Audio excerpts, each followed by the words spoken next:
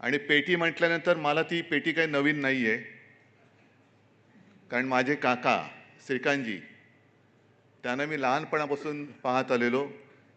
पेटी घेऊन बसायचे, त्यांच्यासमोर सगळे दिग्गज त्यावेळेला शोभा गुरटू यायच्या, बरेच खूप मोठे मोठे गायक गायिका घरी यायचे.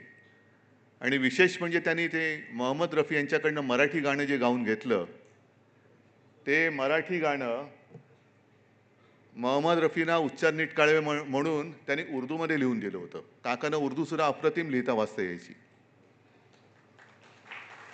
हे मी का सांगतोय की कोणत्याही भाषेचा आम्ही द्वेष नाही करत, पण आमच्यावरती जबरदस्ती करू नका, एवढीच आमची एक जोपर्यंत ऐकताय तोपर्यंत नम्र विनवणी आहे.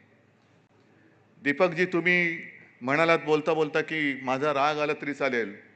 हल्ली मला पवारांचा राग नाही येत, पण तुम्ही मराठीसाठी बोलतात आणि शिवसेनेचा जन्मच मराठी माणसाच्या न्याय हक्कासाठी लढणारी संघटना म्हणून झालेला आहे.